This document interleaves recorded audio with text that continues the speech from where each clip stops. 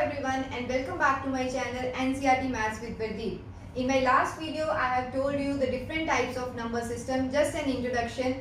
Hope you like that video, and in this video I am going to explain the closure property of rational number. But again, as I did in the previous video, so we will not include this property only for rational numbers, but I'll also explain the same property for whole numbers and integers, so that we can compare whether the property is true for whole numbers, integers or rational numbers all over, or it is in some numbers or some numbers not. So let's get started. First operation is addition, but before that we should know what is closure property. So this is the definition of closure property, that is for every two numbers a and b, an operation is star. So what is a and b? It can be whole numbers, integers or rational numbers, and operation star means it can be addition, subtraction, multiplication or division. That means when we are applying any operation on the two numbers which belongs to the same number system, the resultant of that operation should also belong to the same number system. Means if two numbers are integers, answer should also be integers. If these two numbers are whole numbers, answer should also be whole numbers. And the same way, if two numbers are rational numbers, answer should also be a rational number. So let's check whether this property is true for all these number systems or not. The first one is addition. So we are going to add two numbers of different number system. Let's take 3 and 4 as an example. 3 and 4 both are whole numbers. So sum is 7. 7 is also a whole number? Yes or no? Yes. So that means addition is closed under whole numbers. So now let's check with integers. 3 and 4 will give me 7. But we know that integers also have negative numbers. So we'll check with negative numbers whether the answer belongs to same number system or not. Minus 3 plus 4. Do you know how to add two numbers when one is negative or one is positive? If not, let's have a recap. If the both numbers are positive, that means we have to add that number and the answer is always positive, sign will always be positive. If one number is positive and one number is negative, then what? If we are adding one positive number and one negative number, we need to subtract two numbers and the sign is always of a bigger number of the two. But if it can be anyways, first number can be positive or second number can be positive. Here first number is negative and second number is positive and we are adding them. So again subtraction will happen and the sign is again of the bigger number. But what if both numbers are negative? Then we should add them. Okay? We should add them, but the sign is always negative. To conclude, we can say that if both numbers are positive, we have to perform addition. If both numbers are negative, then also we have to perform addition. But here sign is always positive and here sign is always negative. But if one number is positive or second number is negative, or in the other way that the first number is negative or the second number is positive, means out of two numbers one number is negative and one number is positive, we have to perform subtraction and the sign is always of the bigger number. Let's check according to this what will be the addition of one negative number and one positive number. So minus 3 plus 4, one negative, one positive, means we have to perform subtraction. So 4 minus 3 is 1. What will be the sign? Sign of the bigger number. So out of 3 and 4, 4 is the bigger number and what is its sign? Plus. So that means plus 1 will be there. So now what is integer? Yes. So that means irrespective whether the number is positive or negative, addition is closed under integers. So now let's check with rational numbers. We are taking two numbers as 3 by 5 and 1 by 5. Here denominator is same, so we can simply add the numerator value. But you have done in previous grades that if the denominators are not same, we have to make it same first before adding. And how to do that? By taking LCM. So here in my case it is very simple. So 3 plus 1, 4 by 5. Okay. So denominator is 5 and 4, numerator is 4. According to the definition, it satisfies both the conditions. So 4 by 5 is the rational number. Here if one number is negative and one number is a positive, again we need to subtract two numbers. So 3 minus 1 by 5, answer is 2 by 5. So again we can say that addition is closed under rational numbers. So now let's check what happens for subtraction. For whole numbers, I am taking two numbers as 9 and 3. So 9 minus 3 is 6. 6 is a whole number. But what if the first number is smaller than the second number? So 3 minus 9. So now we need to subtract it. So 6 will be there. What will be the sign? Sign of the bigger number. So that means minus 9 is the bigger number. So answer will have minus 6. Now tell me, minus 6 is a whole number? No, because whole number has only positive numbers starting from 0. So that means subtraction is not closed under whole number. For integers we can say same numbers, 9 minus 3, 6, 3 minus 9 as minus 6.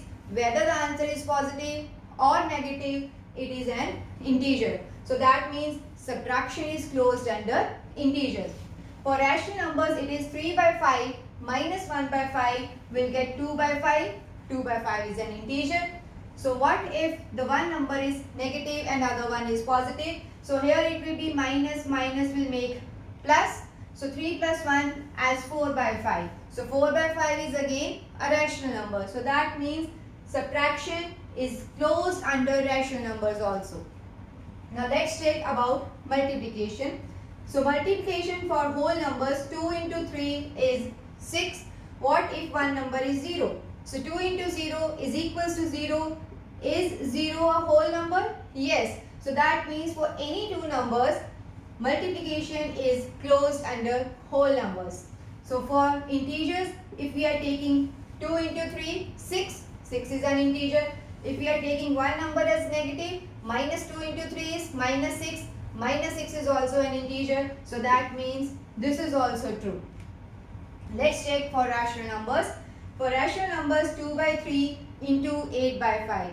How to multiply the two rational numbers? Multiply numerator with numerator, denominator with denominator. But please check if there is any simplification possible. First do that and then multiply numerators and denominators separately.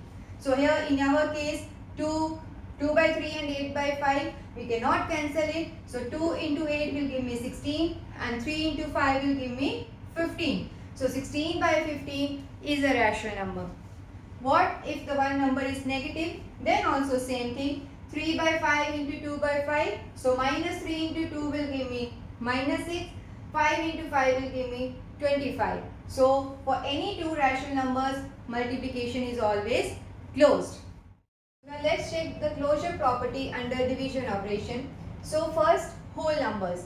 We are taking two numbers as 4 and 2, and we know that 2 and 4 comes in the same table, so answer is 2. So it seems that this is closed under whole number because 2 is also a whole number. But now let's check if the two numbers are not completely divisible, that is 3 by 2, and we know the answer is 1.5. So now tell me, is 1.5 a whole number? No, because whole number contains only those numbers which are without decimal, but this is a decimal number, so 1.5 is not a whole number and division is not closed under whole numbers. Okay, so let's check with integers. Integers also I have taken the same numbers, so same thing will happen. 2 is an integer, but if it is decimal number, then that number is not an integer. So that means division is not even closed under integers. So now let's check with rational numbers. We are taking two numbers as 3 by 5 and 6 by 5. That means 3 by 5 divided by 6 by 5. Do you know how to divide two fractions? Do you remember in the last day? So I will tell you that first number we will keep as it is and the second number will take the reciprocal or flip the numbers of the second term. So here 6 by 5 will be written as 5 by 6. Now what to do? First we should check whether the answer is in simplify form or not. If not, first we will simplify it and then multiply. So here 3 ones are 3 and 3 twos are 6. 5 ones are 5 and 5 ones are 5. So now what should be the answer? 1 into 1 as 1 and 1 into 2 as 2. So 1 by 2 is a rational number. But in few cases you may face this problem that one number is proper rational number and we are dividing it by 0. So 0, let's check, 0 by 1 is a rational number, right? So take the reciprocal when we are multiplying them. So 0 by 1 will be 1 by 0. So here no number can be simplified. So what should be our final answer? 3 into 1 as 3, 5 into 0 as 0.